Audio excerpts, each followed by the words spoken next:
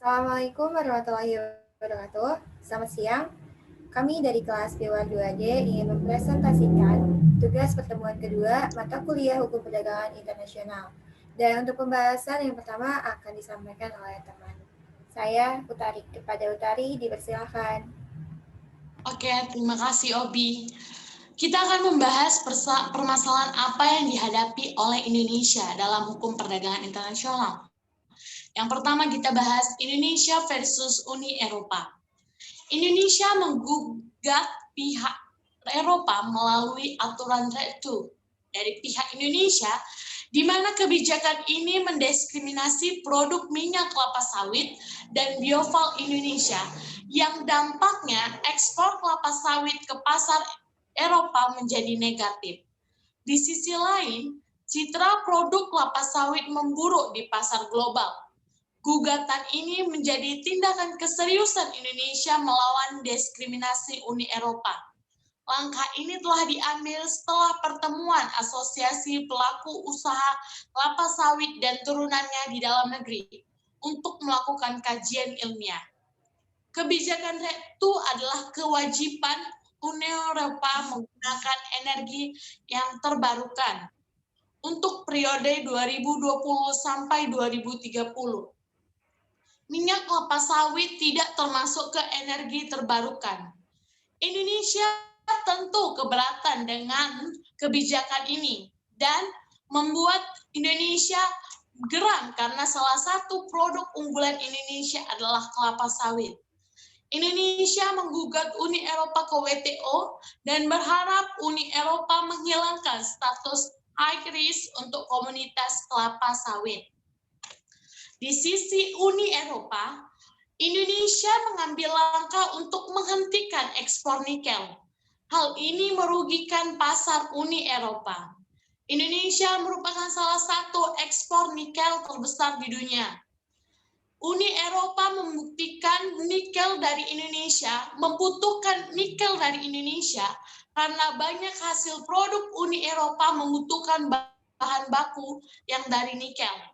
Uni Eropa menggugat Indonesia ke WTO karena jelas ada peraturan dalam WTO bahwa menghentikan ekspor bahan baku tidak diperbolehkan sesuai dengan aturan bersama. Selanjutnya, Indonesia versus Filipina. Di sisi Filipina, barang Indonesia akan dikenakan biaya tambahan ke Filipina. Filipina menetapkan special safeguard produk kopi dan CPO asal Indonesia. Hal ini dilakukan untuk mencegah banjirnya produk di pasar lokal Filipina. Defisit neraca perdagangan Indonesia dengan Filipina melebar. Pemerintah Filipina berharap agar Indonesia tidak membatasi komunitas Filipina untuk diekspor ke Indonesia. Indonesia masih memikirkan untuk memberi pasar ke Filipina atau tidak, karena jelas kebijakan Filipina membuat kerugian bagi Indonesia.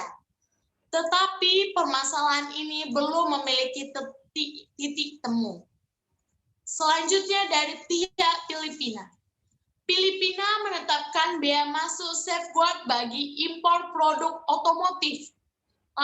Langkah ini diambil untuk pengamanan perdagangan terhadap nilai impor. Pasalnya, yang mengekspor produk otomotif adalah Indonesia. Filipina adalah pasar yang empuk bagi Indonesia untuk mengekspor alat otomotif. Jelas, kebijakan ini merugikan Indonesia karena Filipina adalah salah satu negara yang membutuhkan otomotif dari Indonesia. Dengan catatan dari hasil permasalahan tersebut, belum adanya titik temu dari permasalahan tersebut. Tetapi neraca Indonesia dengan Uni Eropa pada tahun 2019 sampai 2020 masih mengalami surplus, dan Indonesia dengan Filipina 2015 akhir November 2020 tetap juga mengalami surplus. Oke, selanjutnya.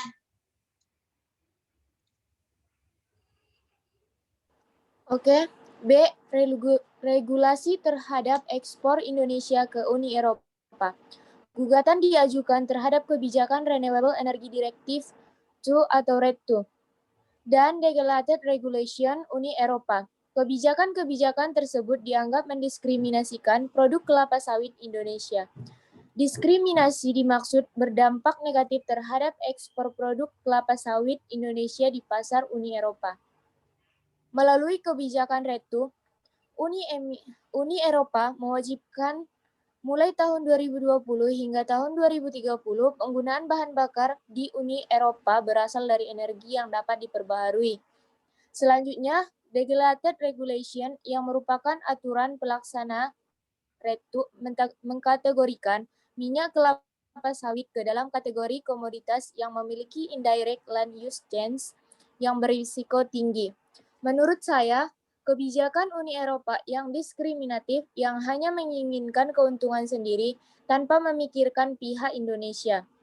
Yang di sisi lain yang mengakibatkan ekonomi tanah air akan terguncang dan sektor yang paling terasa terdampak adalah sektor manufaktur.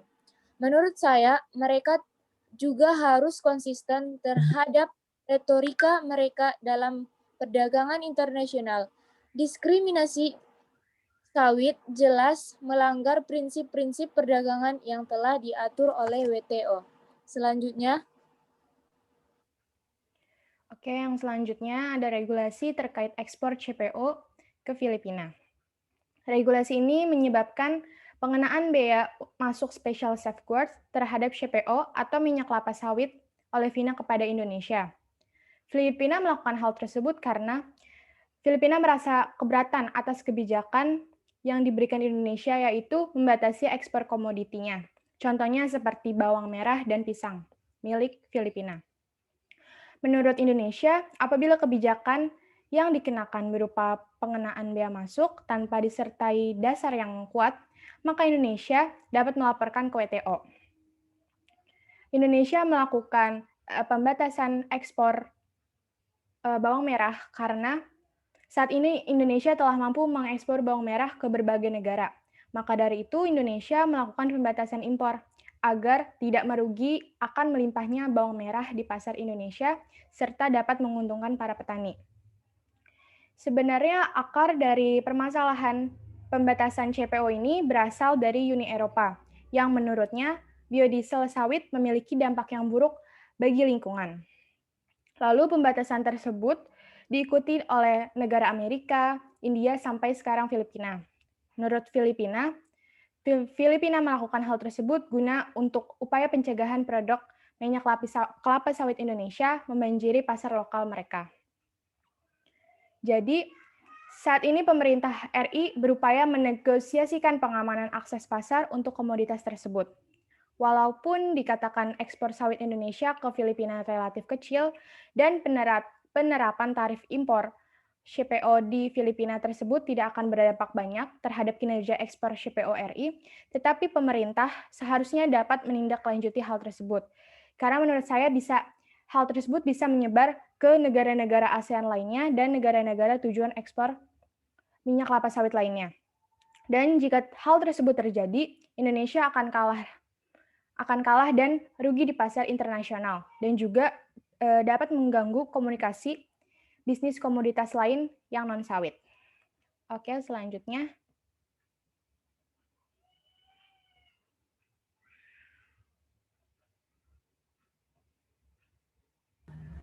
Regulasi terkait ekspor kopi ke Filipina. Regulasi yang menyebabkan sengketa dagang dengan Indonesia adalah bahwa Filipina menggunakan Special Safeguard atau SSG terhadap komoditi kopi yang diimpor dari Indonesia. Mengapa hal ini terjadi? Karena pemerintah negara Filipina menduga bahwa Indonesia melakukan dumping terhadap Filipina, sehingga mematikan industri kopi di negaranya. Padahal dalam kenyataannya hal ini tidak terbukti demikian, karena Indonesia mengekspor kopi dengan menyertakan harga yang sama. Dengan adanya SSG ini, menyebabkan Indonesia harus membayar biaya tambahan sekitar 10-18%.